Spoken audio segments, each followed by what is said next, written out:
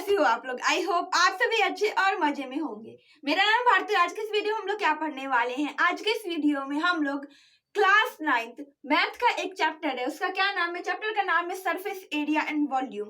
उसका एक टॉपिक है, टॉपिक का क्या नाम है, टॉपिक का नाम है हेमिस्फेयर। तो आज के इस वीडियो में हम लोग समझने वाले हैं हेमिस्फेयर के बारे में। अब देखो, हम लोग स्फेयर के बारे में तो समझ चुके हैं। स्फेयर मतलब क्या होता है, जैसे कि हम एक बॉल लेते हैं, ठीक है। अब वो बॉल क्या हुआ, एक स्फेयर हुआ। देखो, अगर हम लोग सर्कल ड्रॉ करते हैं तो सर्कल क्या है, एक 2D फिगर है। उसी सर्कल को अगर हम लोग रियल में लेते हैं, हाथ में लेते हैं, एक सॉलिड लेते हैं, तो वो क्या बन जाता है, वो एक स्फेयर बन जाता है, ठीक है। अब देखो, ये स्फेयर है, ठीक है। अब इस स्फेयर को ले रहे हैं और यहाँ से हम लोग कट कर दे रहे हैं इसको, मतलब ये अलग हो गया। अब ये जो आधा पार्ट हुआ, मतलब कि स्फेयर का अगर आधा ले ले, हाफ ऑफ स्फेयर ले ले, तो उसको हम लोग कहते हैं हेमिस्फेयर। आधा मतलब कि किसका आधा, स्फेयर का आधा ले लेंगे तो उसे हम लोग क्या कहते हैं, हेमिस्फेयर कहते हैं। शायद आप लोग ज्योग्राफी में पढ़े होंगे एसएसटी में कि नॉर्दर्न हेमिस्फेयर होता है, सॉदर्न हेमिस्फेयर होता है। नॉर्दर्न एंड सॉदर्न हेमिस्फेयर का मतलब यही होता है कि देखो, अर्थ को जनरली हम लोग क्या बोलते हैं कि स्फेयर बोलते हैं। अब उसको हम लोग आधा काट दिए तो वो क्या बन गया, हेमिस्फेयर हो गया। सो आधे को हम लोग नॉर्दर्न हेमिस्फेयर, आधे को हम लोग सॉदर्न हेमिस्फेयर।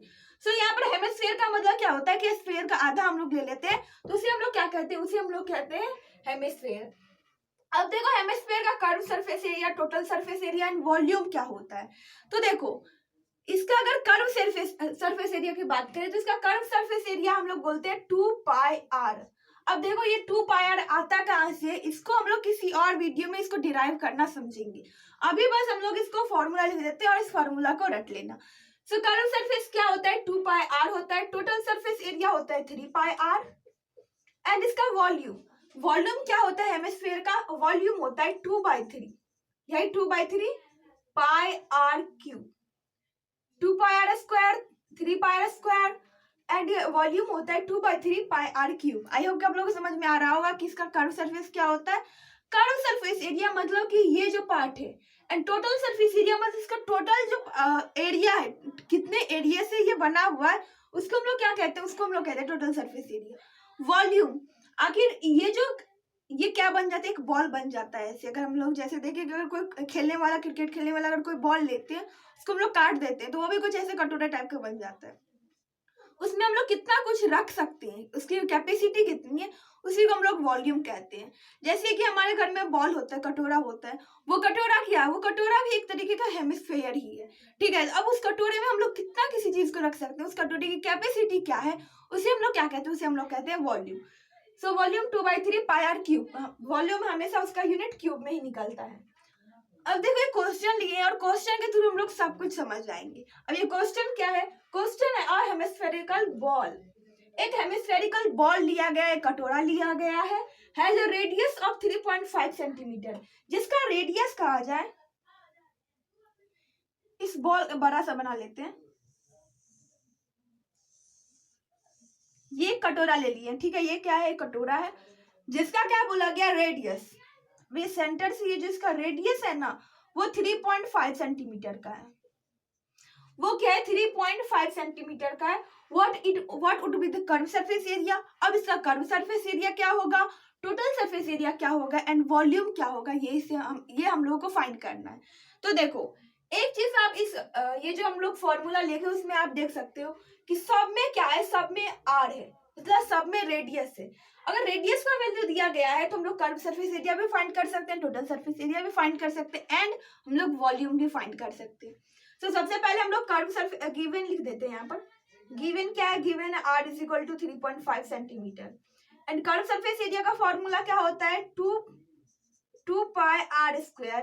सो 2 into पाई का वैल्यू 22/7 into r², मतलब 3.5 into 3.5 कर देंगे। फिर इस डेसिमल को हटाएंगे, नीचे 10 आ जाएगा, 7 5 = 35, 5 2 = 10, 2 से 2 कैंसिल, और फिर ये भी कटेगा तो क्या हो जाएगा, 2 7, एंड देन अगेन ये कटेगा तो 11। अब 11 को 7 से मल्टीप्लाई करेंगे तो 77 सेंटीमीटर स्क्वायर हो जाएगा। सो कर्व सरफेस एरिया क्या आ गया, 77 सेंटीमीटर स्क्वायर आ गया। देन ऐसे ही हम लोग क्या करेंगे, ऐसे ही हम लोग टोटल सरफेस एरिया भी फाइंड करेंगे। तो इसका टोटल सरफेस एरिया हो जाएगा 3 पाई r square 3 into 22/7 into r square 3.5 into 3.5। फिर इसको वैसे जैसे हम लोग मल्टीप्लाई डिवाइड करते आ रहे बचपन से वही करेंगे। 5 ये 2 ये 11 ये अगेन कटेगा 5 हो जाएगा, सॉरी 2 एंड 7 होगा।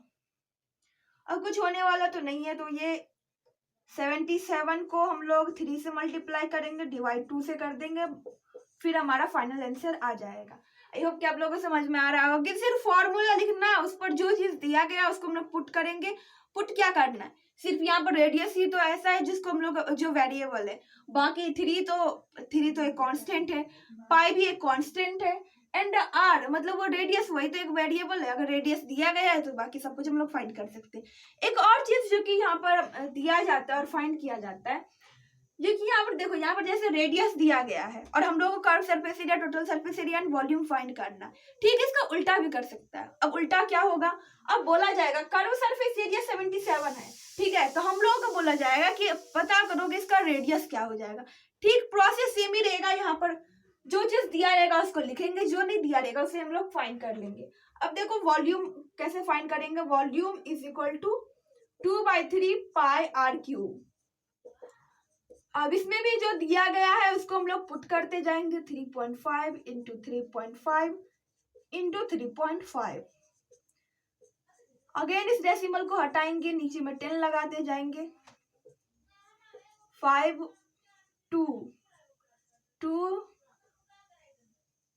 7 2 7, इससे ये कैंसिल हो जाएगा, ये यहाँ पर फिर कैंसिल हो जाएगा, बाकी कुछ तो कैंसिल वाला है नहीं। तो 7 7 जब 49 होता है, 49 इंटू 11/6 कर देंगे, देन हमारा अगेन ये आंसर आ जाएगा कि वॉल्यूम कितना होता है। आई होप कि आप लोगों को समझ में आ रहा है। तो देखो कर्व सरफेस क्या होता है, हेमिस्फीयर का कर्व सरफेस एरिया होता है 2 पाई r square, total surface area होता है 3 पाई r स्क्वायर, एंड वॉल्यूम होता है 2/3 पाई r क्यूब। इसका ये डिराइव कैसे होता है, इसको हम लोग किसी सेपरेट वीडियो में पढ़ेंगे कि इसको डिराइव कैसे किया जाता है, ताकि अगर एग्जाम में ना हम लोग अगर भूल जाए, फॉर्मूला को भूल जाए, तो हम लोग को डेरिवेशन याद रहेगा, तो हम लोग आसानी से किसी भी चीज को डिराइव कर सकते हैं।